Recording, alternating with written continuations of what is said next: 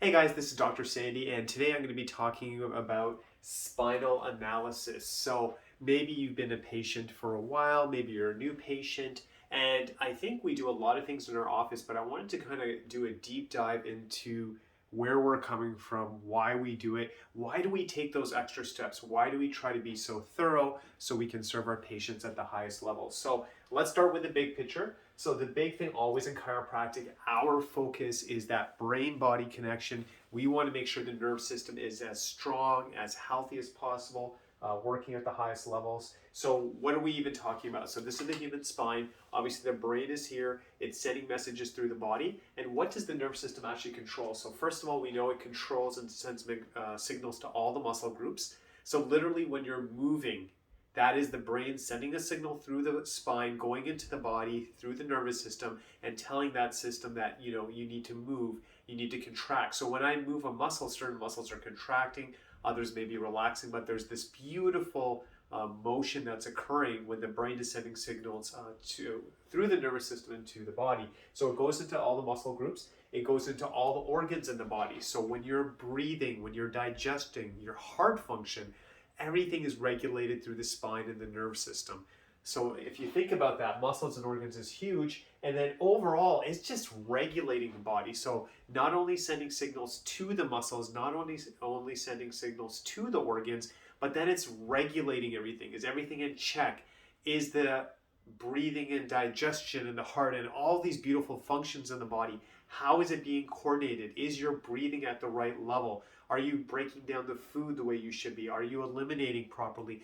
All regulated through that brain-body communication through the nervous system. So if you really think about it, what we do as chiropractors, it is so powerful.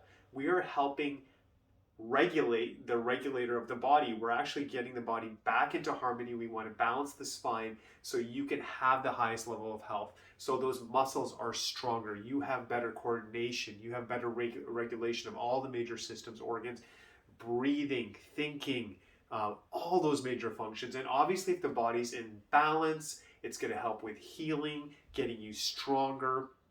It's a huge, huge responsibility working with the spine and nerve system, and that's what I find so exciting about chiropractic, is just all the major functions in the body. For you to have the highest level of health, you need to have a healthy spine, you need to have a healthy nerve system. So if we're starting with that premise, and as I share this with you too, I wanted to stop for a second. Is exercise valuable? Of course it is. Do we have to eat good food? Of course it is. But I want to use that example again. Let's say there's someone who goes to the gym. Let's say there's someone who is stretching, doing all that good stuff. They have good nutrition.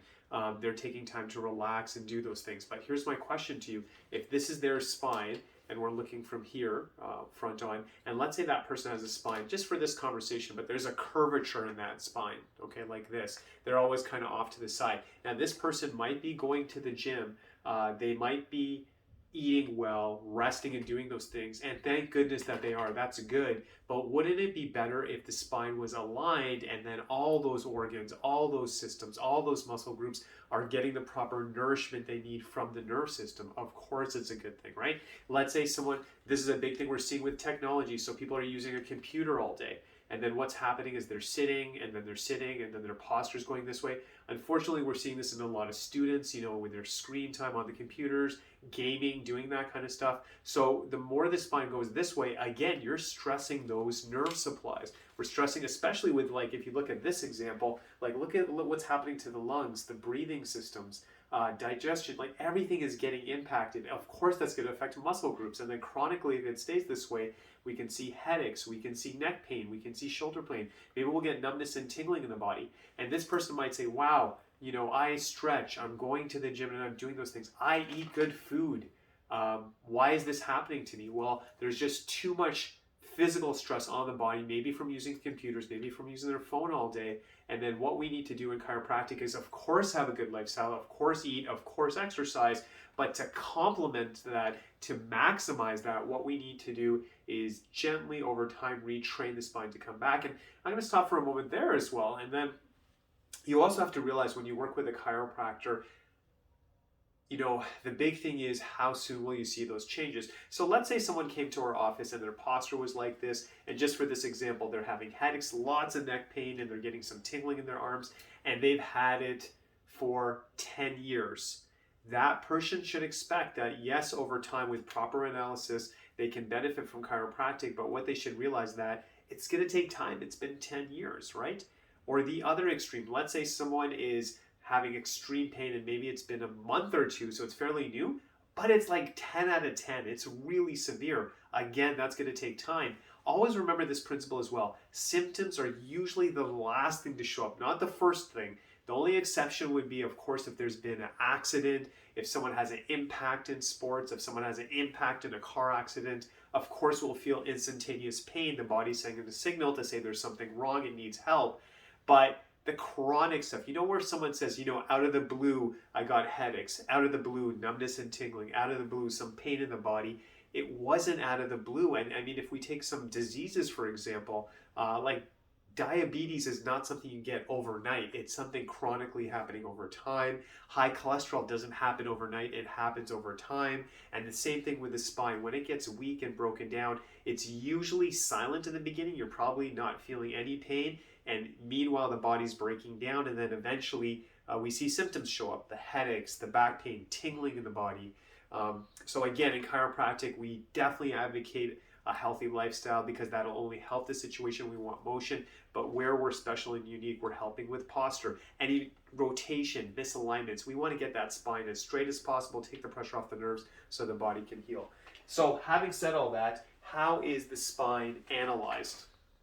So what we do in our office, the first thing is when I'll meet a patient, I'll physically check the spine. Obviously we take a history, but I'm checking the spine. And what am I actually feeling for? I'm feeling for any tenderness along the spine, any puffiness along the muscle groups. I'm feeling, and that tenderness, obviously with inflammation, I should be able to push on the spine and it should be painless. It really shouldn't hurt if the spine is healthy. But a lot of times, I do that analysis, especially on a new patient, and they can feel that tenderness. They can feel that soreness. Things are feeling tight.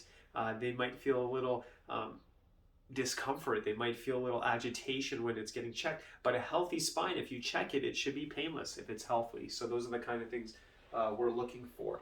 Also, what I'm looking for in a patient is the motion. Like, let's say someone comes in with a bad shoulder and they're like, I'm fine, but man, when I move that shoulder, I feel it, or I feel good, Dr. Sandy, but if I turn to the left, I feel restriction. Your body's giving you feedback. It's saying it needs help in those areas. So we're looking at motion, which also tells us how the body is functioning. I'll look at someone and say, I'm actually doing pretty good, but when I sit down and I just get up, it grabs me. Otherwise, when I start walking, I'm fine. Or some people are like, I'm fine when I get up, but when I start to walk, it hurts. I'm looking at how they're moving. They might be walking in and literally sliding a leg. They might be coming in and again, the neck or arms are just not moving the way it should. So that's also giving me data and information. A healthy body should be fluid. It should be moving. It should be with ease and grace. There should be no restriction or tightness. That is the body saying it needs help. Now, the other thing we do in our office, which I think is really special, and we wanted to invest to give our patients the best and highest level of analysis we thought was possible. So we have special computers, and these computers are telling us what is the muscle tone like. Is there constriction in the muscle tone? We also use something called HRV, heart rate variability. It's just telling us with the nerve system, is this person really stressed? Are they overwhelmed? It gives us another insight because the nerve system will tell you, is it getting overworked? Is this person just feeling stressed? So we can actually measure that with the computer. We're looking at the muscles. Are they tight or relaxed? Healthy muscles are relaxed. If they're chronically tight, the computer can actually capture that. We also have a system that also looks at the autonomic nerve system. So how are the nerves going to the lungs, the digestive system? Is there any inflammation that we're seeing in those zones that can affect function of the organ? Again, chiropractic is a very complete, holistic system looking at muscles, looking at organs, optimizing function for you. And also realizing, depending on your age, your lifestyle, whatever that situation is, let's make it as strong as we can. Let's maximize the situation. Someone going to a chiropractor who's 22 will obviously get much better results, most likely, depending on their health history, versus someone for the first time going at 62. Now, there's still potential to help them, but we should have different expectations. It's like if someone went to the dentist for the first time at 62 versus 22. You can obviously see the difference. If you're younger, you're going to see better outcomes.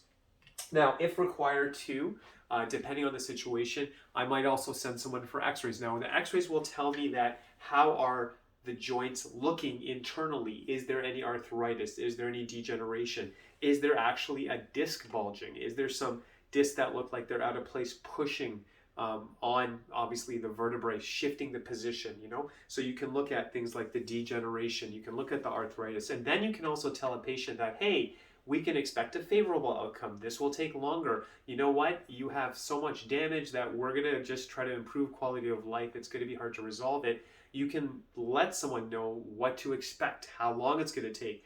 Is this going to take time? Is it a more straightforward case? That's the value of X-ray if necessary, but it's another tool to look at the spine. Another thing we do is we look at the bilateral weight scale. We actually have scales and we measure. A healthy person should be within 2 to 5 pounds when they're standing. It should be very close to normal, and that would make sense.